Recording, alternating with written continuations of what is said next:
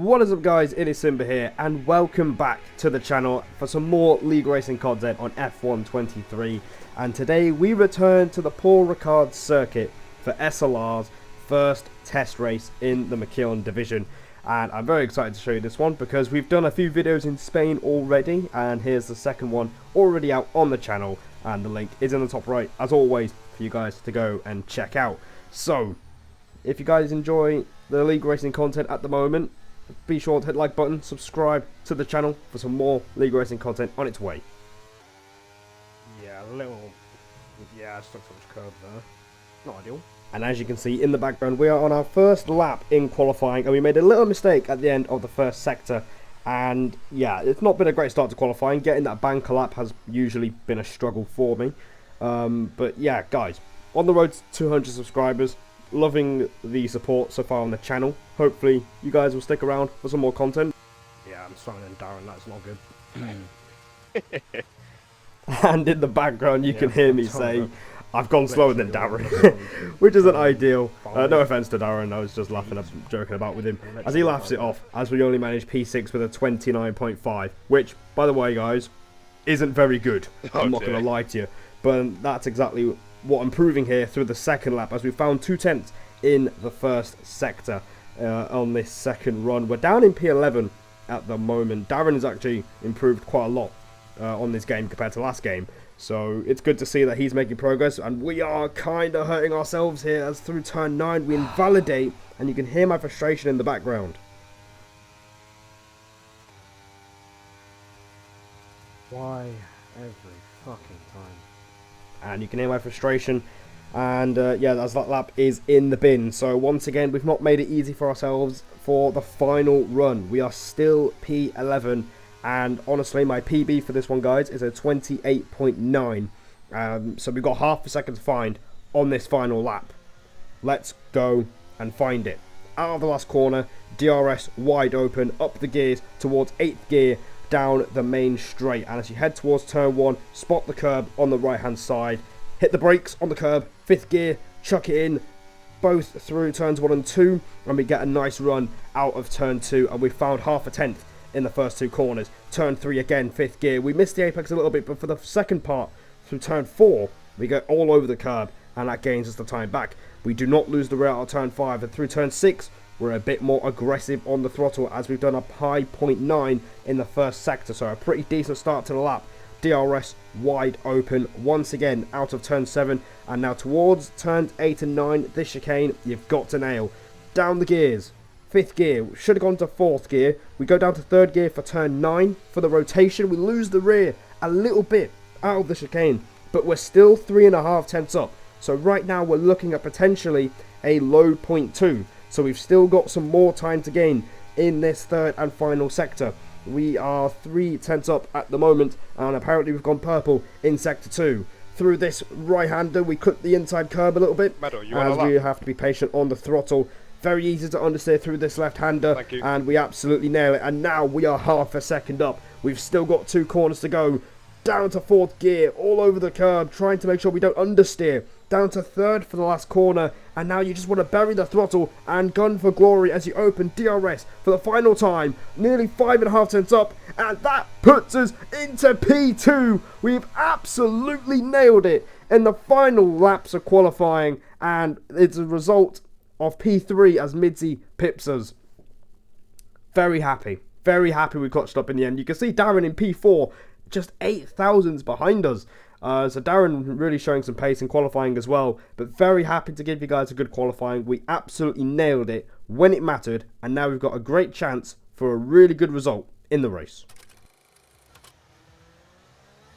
So here we are once again at the end of the formation lap, and it is time for the race. We're going to start on the hard tyres. We're going to go from the hards to the mediums. Medium soft is viable, but you lose so much time on older tyres unless you have great pace on the hards on the overcut. So we're going to go with hard medium for this race, and we're going to see how far it can take us. Can we maybe challenge for the race win here today? We're going to find out as the 5 lights go out, and we are underway in Paul Ricard for the SLR test race, and it's a pretty decent start for us, and we're not going to go for a stupid dive bomb into turn 1 like last season. We stay in 3rd place, as we fend off Darren, who had a little look on the inside going into turn 2 and through the first sector, just keeping it calm. For once, we have actually kept things calm at this first lap of the Grand Prix as Griffiths has overtaken Darren. I feel like he had a little bit of urgency to do that. So yeah, Darren down to 5th place.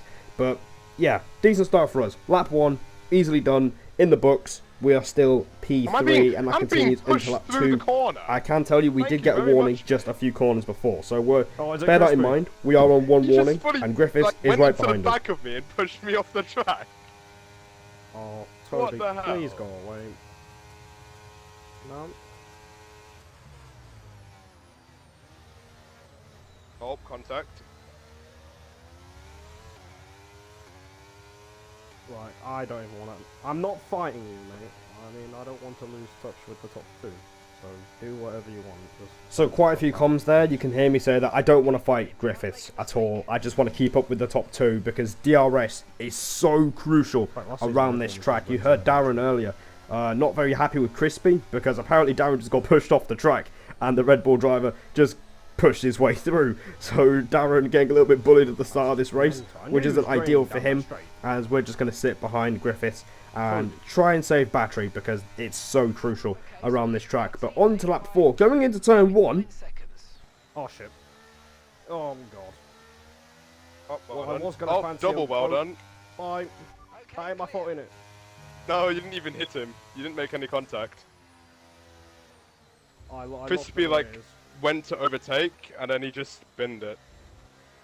Well, we just about got away with that, didn't we? We had a massive moment going into turn 1. We locked the rears because we forgot to change the brake bias from 54 to 55. That's exactly what we've done. But we just got away with it there, and we stay in 4th place. I'm talking over some comms right now. You can hear Darren saying he's not really sure what to do.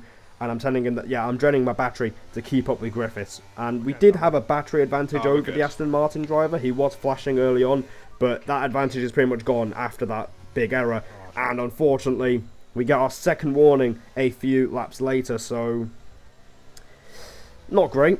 We have to do 20 laps of Paul Ricard without getting another warning. Otherwise, that will be a 3-second penalty, which isn't ideal. I'm not going to lie. The first phase of the race, nothing much happens. We're just sitting behind the Aston, just staying in the train. As you can see, Midzi gets a 3-second penalty on lap 11. Rigsy and Zydrad have moved ahead of Darren, and Darren has a 3-second penalty as well. So penalties are starting to rack up.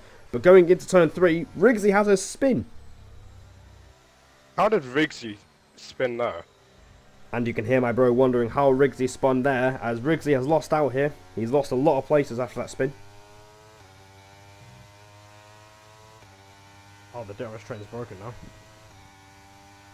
And you can hear me say that the DRS train is broken now, and that is a big realization because that means we have a lot of breathing room from the guys behind. So Darren and Sora, the 2 AlphaTauris, won't be a threat to us, and we can just focus on staying within the train of Griffiths and Midzi in front of us. As we skip to lap 14, the pit window is starting to open now, and at this point I had a gut feeling that I should have pitted on this lap. But what we do here is we decide to stay out because Midzi and Griffiths don't, so we're going to just carry on doing what we're doing. Meanwhile, so glad Sora didn't pit. Darren has decided to take the bullet and he's gone for the undercut. So he was 2 seconds behind us. So Darren might get ahead of us if we can't put in a good in lap on this very lap, on lap 15. So we move up into P3. Corey has basically just run off. He needs to touch some grass, really. He was really quick, and it would have been quite a shock if he didn't win the race here. So yeah, Corey clearly quicker than everybody else. But on our in lap now, going through turn 6, we lose the rear end. Again with a stupid error. Fuck's sake. Every time. And you can hear me getting quite frustrated at myself because that's our second big error of the race. And you can see in the background Griffiths and Midzi swap places as Griffiths takes the lead of the race for the time being. And I know that that mistake is going to be very costly along with being undercut by several cars. And you'll see what I mean in a few moments. As we come into the pits, we're nearly playing Tokyo Drift there, keeping it within the lines. and somehow not going into the wall. Damage is off, but it would have been quite disastrous to crash into the pit lane, as we're going to box for the medium tyres to the end of the race. Our tyres will be 1 or 2 laps fresher than most guys around us, and we're right behind the Aston Martin and the Alfa Romeo. Watch out for those guys, because this is where our race starts to unfold. Pit strategy complete. See these tyres through to the end now. Fuck's sake. Fuck. It was a bit familiar. No, I've been fucking undercut, and I've got so many people to pass. And of course, Midzi and Toby get away with it in front of me. Fuck off, man. My luck is ridiculous. And there Did they make that is the stupid error? realization. That error and the fact that, you know, we went for an overcut. We went 1 lap later, and that's cost us dearly, and we've got no track position. And now, as a result, we're going to have to pass quite a lot of people, and we don't have a lot of battery to work with after draining it on the previous lap, trying to compensate for the previous error. And as you can see, Darren is getting a move on, and at this point, I realise that we're going to have to do the same thing, because Darren is pretty much in our race. I didn't think I'd be saying that after F1 22, but Darren's pace has improved a lot. And, you know, he's in our race. So we're going to have to follow him through these cars, and the first person we pass is our teammate, Jaylee Menz. All that.